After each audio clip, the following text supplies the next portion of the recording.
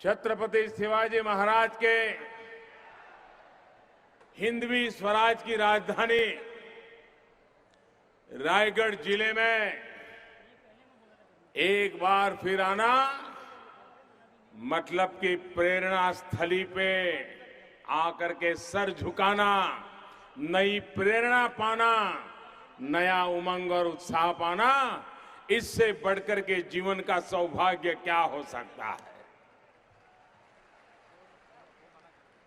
छत्रपति शिवाजी महाराज का जीवन और आदर्श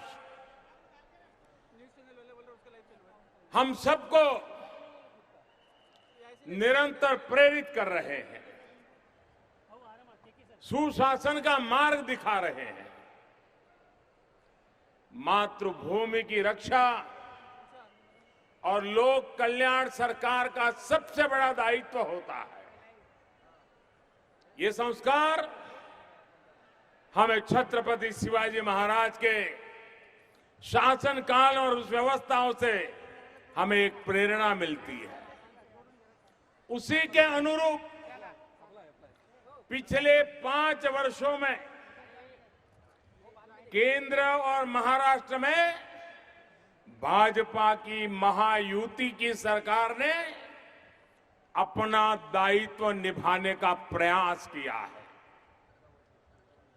लोकसभा चुनाव के परिणामों से और अब पनवेल सहित महाराष्ट्र के मूड से ये स्पष्ट है कि हम सही दिशा में हैं और उचित गति से चल रहे हैं।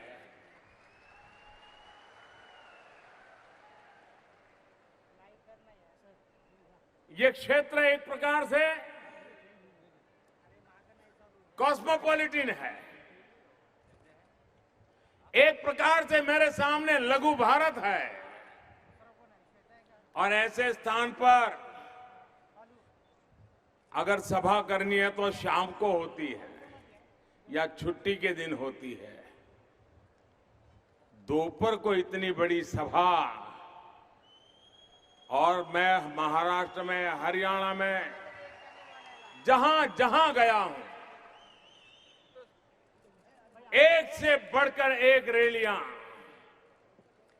दिनों दिन उत्साह बढ़ता चला जा रहा है।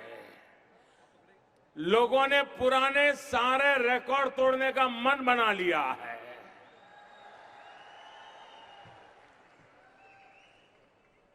भाइयों बहनों, आज पूरी दुनिया में भारत की प्रतिष्ठा अपने चरम पर पहुंच रही है, हमारी प्रतिष्ठा बढ़ रही है। मैं जरा आपसे सवाल पूछना चाहता हूं, जवाब देंगे? ऐसे ढीला ढीला बोलेंगे कि तेज बोलेंगे? आप मुझे बताइए, दुनिया भर से आपको जब खबरें आती हैं, विश्व भर में भारत का गर्व होता है, सम्मान होता है, आप मुझे बताइए, आपको खुशी होती है कि नहीं होती है? आपको आनंद होता है कि नहीं होता है? साथियों, आज भारत बड़ी से बड़ी चुनौती से टक्कर ले रहा है।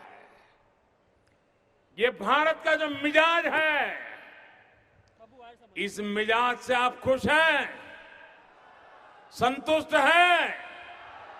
भाइयों और बहनों, आपका ये गौरव, आपकी यही खुशी, इससे बढ़कर हमारे जीवन का संतोष और क्या हो सकता है। भारत के नागरिक सुरक्षित हो, सम्मान से जिए और संपन्नता आपके जीवन में हो, यही सपना नए भारत का है।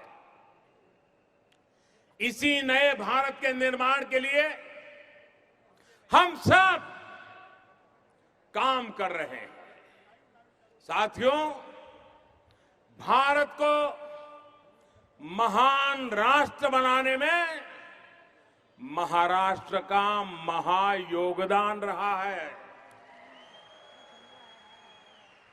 नए भारत के निर्माण में भी नव महाराष्ट्र का योगदान अहम रहने वाला है। और इसलिए मैं आपसे निवेदन करने आया हूं कि दिल्ली में आपने नरेंद्र को फिर से बिठा दिया, अब महाराष्ट्र में देवेंद्र को भी उसी ताकत से दोबारा बिठाएं। दिल्ली में नरेंद्र और मुंबई में देवेंद्र, ये नरेंद्र देवेंद्र का ये फॉर्मूला बीते 5 वर्षों में सुपर हिट रहा है, सुपर हिट। और आने वाले वर्षों में ये महाराष्ट्र को विकास के नए आयाम पर पहुंचाने वाला है। और आप ये भी मान लीजिए, देवेंद्र और नरेंद्र जब साथ खड़े होते हैं तो 1+1 2 नहीं होता है। नरेंद्र और देवेंद्र जब साथ खड़े होते हैं तो 11 हो जाता है, 11 हो जाता है। और ये 11 की ताकत महाराष्ट्र को हिंदुस्तान में नई ऊंचाइयों पर ले जाने का सामर्थ्य प्राप्त करती है। आज जब भारत को $5 ट्रिलियन की अर्थव्यवस्था, $5 ट्रिलियन की अर्थव्यवस्था बनाने का लक्ष्य लेकर हम चले हैं, तो महाराष्ट्र विकास का वो इंजन है जो इस सपने को पूरा करने में नई गति देगा, नई ऊर्जा देगा, नया उत्साह देगा। आज भारत दुनिया का तीसरा सबसे बड़ा स्टार्टअप फ्रेंडली देश है, तो इसमें महाराष्ट्र की भूमिका अहम है, यहां के नौजवानों की भूमिका अहम है। बीते 5 वर्षों में भारत में record foreign direct investment FDI आया है, विदेशी निवेश आया है, तो उसका बड़ा हिस्सा महाराष्ट्र में आया है। बीते 5 वर्ष में भारत में इंफ्रास्ट्रक्चर का अभूतपूर्व विस्तार हुआ है, तो इसमें भी महाराष्ट्र अग्रणी रहा है। आने वाले 5 वर्षों में इंफ्रास्ट्रक्चर पर होने वाले 100 लाख करोड़ रुपए के निवेश का बहुत बड़ा लाभार्थी भी महाराष्ट्र होने वाला है।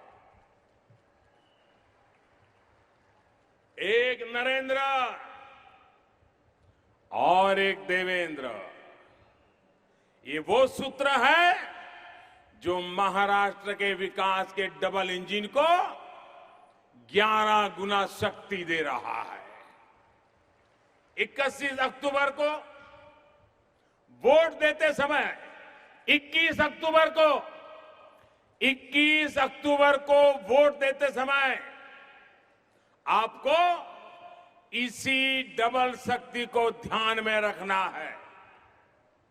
साथियों, पिछले साल की शुरुआत में मैं नवी मुंबई एयरपोर्ट और जेएनपीटी के टर्मिनल का भूमि पूजन करने के लिए आया था, और तब मैंने कहा था कि पुरानी सरकारों ने जिस प्रकार इंफ्रास्ट्रक्चर के तमाम प्रोजेक्ट्स को फाइलों में समेट कर रखा था, उस स्थिति से महाराष्ट्र बाहर निकल रहा है। अब आज की स्थिति यह है कि हजारों लाखों करोड़ रुपए की परियोजनाओं पर महाराष्ट्र में तेजी से काम चल रहा है। जल्द ही नवी मुंबई एयरपोर्ट से विमानों की उड़ान भी प्रारंभ हो जाएगी। समंदर पर 22 किलोमीटर लंबे मुंबई ट्रांस हार्बर लिंक पर गाड़ियां भी दौड़ेगी। पनवेल और ठाणे में मेट्रो के नेटवर्क का विस्तार भी तेजी से होगा। और मुझे बताया गया है कि बहुत ही जल्द यहां मेट्रो सेवा शुरू भी होने वाली है। आधुनिक इंफ्रास्ट्रक्चर से जुड़े लाखों करोड़ रुपए के प्रोजेक्ट जब पूरे हो जाएंगे तो यहां सुविधा भी बढ़ेगी, बिजनेस करना भी आसान होगा और नए नए रोजगार भी पैदा होंगे। भाइयों और बहनों, कोंकण का ये पूरा इलाका नए भारत की नई इकोनॉमी का मजबूत स्तंभ होने वाला है। मैं कोंकण वासियों को कहता हूं, मेरे शब्द लिख करके रखिए। आगे की अर्थव्यवस्था का मजबूत किला यहीं पर बनने वाला है। यहां के समुद्री तटों में कनेक्टिविटी को सशक्त करने के लिए एक के बाद एक कदम हम उठा रहे हैं। सागरमाला परियोजना के तहत रोड कनेक्टिविटी को मजबूत किया जा रहा है। कोंकण में कोस्टल इकोनॉमिक जोन तैयार किया जा रहा है ताकि यहां आर्थिक गतिविधियों का विस्तार हो। रो फेरी सर्विस जैसे नेटवर्क को भी तैयार करने पर काम हो रहा है। इस क्षेत्र में बीते 5 वर्षों में अनेक नए जेटी टर्मिनल भी बनाए गए हैं।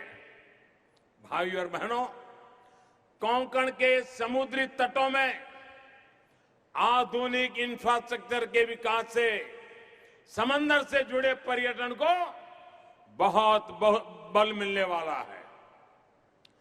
देश विदेश के पर्यटक और अधिक संख्या में यहां आएंगे और इससे यहां के युवाओं को ज्यादा से ज्यादा रोजगार के अवसर उपलब्ध होंगे। भाइयों और बहनों, ब्लू इकोनॉमी नए भारत की पहचान बनने वाली है। हमारा प्रयास है कि समंदर में जितने संसाधन है उनका संवर्धन और संरक्षण भी होना चाहिए और वो समुद्री तट पर बसे हमारे साथियों के काम भी आए, मछुआरों के काम आए, समुद्री तट के गांव के लोगों के काम आए। सरकार इन प्रयासों के बीच मैं अपने मछुआरे साथियों से भी एक आग्रह करना चाहता हूं। आप देश की सुरक्षा के भी सतर्क चौकीदार हैं और इस समुद्री संपदा के भी आप चौकीदार हैं। आप दोनों रोल बखूबी निभाते हैं, पूरी मुस्तैदी से निभाते हैं। इसी कड़ी में आपको सिंगल यूज प्लास्टिक का इस्तेमाल भी कम से कम करना है। सिंगल यूज प्लास्टिक हमारे समुद्री जीवन के लिए बहुत बड़ा खतरा है। इसके खिलाफ देश भर में बहुत बड़ा अभियान चल रहा है। हमारे समंदर को, हमारे समुद्री तट को इससे मुक्त रखने में आपका सक्रिय सहयोग बहुत ही जरूरी है। हमारा ये समंदर, हमारे समुद्री जीव ये सुरक्षित रहेंगे तो यहां का सामाजिक आर्थिक जीवन भी समृद्ध होगा और भारत भी सशक्त होगा। रही बात हमारे मत्स्य उद्योग की, तो उसके लिए सरकार निरंतर कार्य कर रही है। मछली पालन से जुड़े तमाम मामलों की देखरेख के लिए केंद्र सरकार में अलग से विभाग बना लिया गया है। सरकार ने यह भी सुनिश्चित किया है कि मछुआरों को बैंक से आसानी से ऋण मिले, उनकी बोट का आधुनिकीकरण हो सके।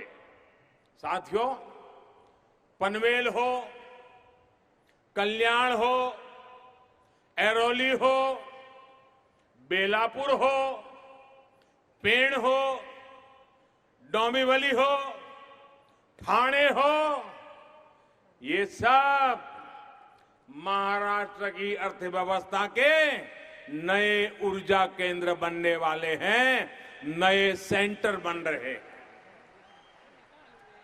यहां तेजी से शहरीकरण हो रहा है। काम करने के लिए महाराष्ट्र के गांवों से भी बहुत बड़ी मात्रा में युवा साथी इस क्षेत्रों में पहुंच रहे हैं। ऐसे में यहां बिजली, पानी, सीवेज, ऐसी बुनियादी सुविधाओं की डिमांड भी बढ़ रही है। इस डिमांड को पूरा करने के लिए हर संभव प्रयास किए भी जा रहे हैं और आने वाले समय में ये कोशिशें तेज होगी। मेरा आप सभी साथियों से भी एक आग्रह रहेगा, पानी के संरक्षण के लिए आप अपनी तरफ से जो भी प्रयास कर सकते हैं वो जरूर करें। आपकी छत से बारिश का पानी तेजी से बह जाता है और वो समंदर में मिल जाता है। इसको जमीन के नीचे स्टोर करने की बहुत ही सस्ती तकनीक आज अपनाई जा रही है। इतना भर करने से पीने के पानी की समस्या बहुत कम हो जाएगी। इस दिक्कत को दूर करने के लिए, हर घर तक पर्याप्त पानी पहुंचाने के लिए सरकार मिशन मोड पर काम शुरू कर चुकी है। महाराष्ट्र भाजपा ने तो एक कदम आगे बढ़कर ये संकल्प लिया है कि वर्ष 2022 तक ये काम पूरा करने का महाराष्ट्र सरकार ने संकल्प किया है। भाइयों और बहनों, जब कोई क्षेत्र विकास के पथ पर बढ़ता है, शहरीकरण तेज होता है, तो उसे अक्सर बिल्डर माफिया की बीमारी भी जकड़ लेती है। 2014 से पहले महाराष्ट्र, मुंबई और उसके आसपास के इलाकों की स्थिति यही थी। रियल एस्टेट सेक्टर में बिल्डर माफिया और अंडरवर्ल्ड का क्या रिश्ता रहा है, कैसे कैसे काम यहां हुए हैं, उसके दाग आज तक कांग्रेस और एनसीपी के नेता धो नहीं पाए हैं। भाइयों और बहनों, शेतकरी समाज की जमीन हड़पने और गरीब के घर के सपने दोनों को कुचलने वाले इस माफिया को समाप्त करने का प्रयास बीते 5 वर्षों में हुआ है। पहले नेताओं से सांठगांठ के चलते बिल्डर माफिया की मनमर्जी चलती थी और अब वो बात बीते दिनों की हो गई है। रियल एस्टेट को रेगुलेट करने के लिए रेरा जैसा कानून बनाने की मांग दशकों से हो रही थी, लेकिन इससे कांग्रेस, एनसीपी के नेताओं की दुकान बंद हो जाती। रियल एस्टेट को भ्रष्टाचार की पूंजी खपाने का बहुत बड़ा माध्यम बना दिया गया था। साथियों, आज रेरा जैसा कानून लागू होने से ग्राहकों और घर बनाने वालों के बीच भरोसा मजबूत हुआ है। इसका बहुत बड़ा लाभ महाराष्ट्र को हुआ है, मुंबई से सटे सबर्बन इलाकों को हुआ है। हमारी नीति स्पष्ट है, माफिया को माफ नहीं, बल्कि माफियागिरी साफ कर दी जाएगी।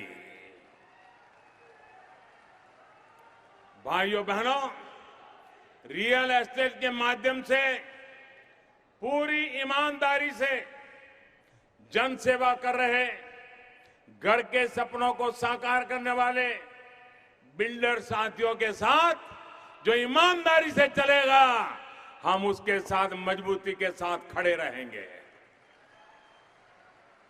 महाराष्ट्र सहित पूरे भारत में रियल एस्टेट को सपोर्ट करने के लिए हर संभव पॉलिसी प्रावधान सरकार कर रही है।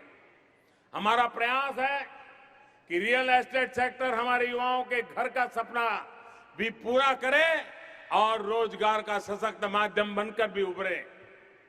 भाइयों और बहनों, अपने घर का सपना गरीब का भी होता है और मध्यम वर्ग के मेरे साथी का भी होता है। प्रधानमंत्री आवास योजना से हम ये दोनों काम कर रहे हैं। इस योजना के तहत 18 लाख रुपए की सालाना आय वाले साथियों को हम लोन के ब्याज में रियायत दे रहे हैं। इससे मिडिल क्लास परिवारों को ब्याज में ही 5 से 6 लाख रुपए तक की सीधी बचत सुनिश्चित हो रही है।